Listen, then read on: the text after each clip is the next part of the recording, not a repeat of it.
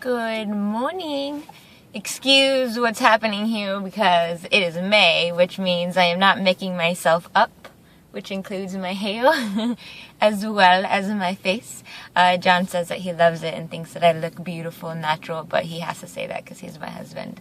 But speaking of husband, today is our 2nd year anniversary.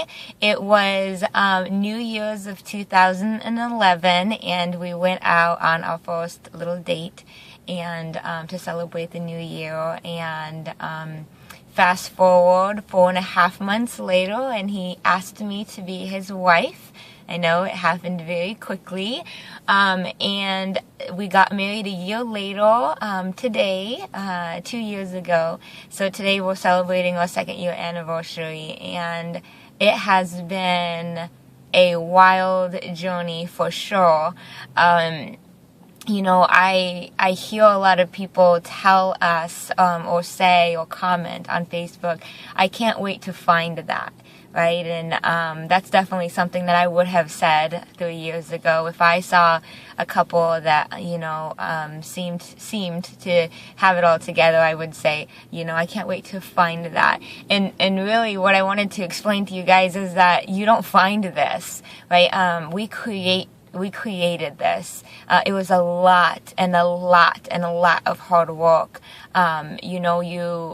We seem to think in this society that you're going to come across someone and you're going to meet them and they're going to be attractive and they're going to have all this stuff together and they're going to be able to provide for us and love us and make us feel good and, you know, give us everything that we've always dreamed of. And that's not love. Love is not, you know, looking at someone and asking how much they can do for you. Love is, you know, realizing how much you can give to that other person and not having any expectations whatsoever from them as far as, you know, making you happy or giving you what you need, you know, and what you want. And that was a very hard thing for us to learn. But, you know, the good news is that once you find someone that is willing to put in the work and someone who is willing to work on themselves and develop themselves and to become the partner that you need them to be, and meanwhile you can become the partner that they need you to be, and you guys can honestly truly love each other. Once you find a person who's willing to do that, the journey is just, it's really, really fun. And thank God we didn't have it all figured out at the beginning, right? Because how boring would that have been? You know, when we get into a relationship and we expect that person to be perfect from the beginning, it's almost like asking somebody who's never gotten on, you know, a skateboard in their life to then go and be in a skateboarding competition. Well, you haven't ever experienced that, so how could you be a master at that? You need to experience marriage over the years in order to develop the skills and become great at marriage. That's just part of the journey. And having a partner who is able to understand that and having somebody who is willing to allow you the time that you need to grow and to develop and to be there to support you and be understanding, and you vice versa to do the same thing. That's what creates the relationship. That's what creates that bond, you know, over time. And my husband has been nothing short of supportive. We have had some really tough times, and and we have gone through things that a lot of things that we've gone through are things that have destroyed previous relationships and marriages.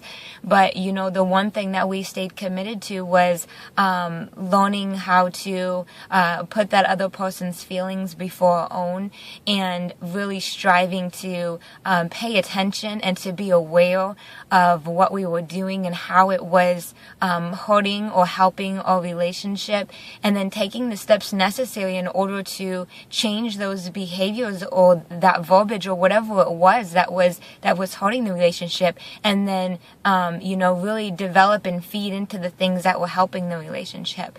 And we're not perfect by any means, but thank you so much to John for always loving me and always accepting of me.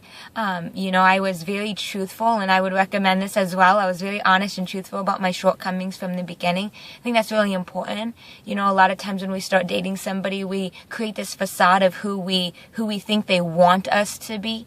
And they, of course, fall in love with that person, because how could you not? I put on makeup every day. I do my hair every day. I have a smile every day. You know, typically that would make me upset, but I'm not going to act upset because I don't want you to think that I'm some type of psycho, you know. And you know, you start to act differently in front of these people in hopes that they will like you. And then once your true colors come out, they're like, what the heck is this? And then that spark is gone, and we're like, well, what happened? You know. So, you know, we were just honest with each other from the very get-go on who we were and where our strengths lied, but also what our shortcomings were, and all the stuff that we were bringing into the relationship. But we committed to working on those things. And I don't even recognize my husband from 2-3 years ago. You know, he's a completely different person. He's so patient, and he's so loving, and he's so kind. And that took time to develop, and he's still a long way from where he wants to be. But I'm here for him, and I'm going to be patient with him. And vice versa. I don't recognize myself from who I was when he met me, but he loves me, and he's been patient with me, and he's been kind to me. And those are those things that you need in a relationship. You know, so I am so blessed. I am so happy that we are here today.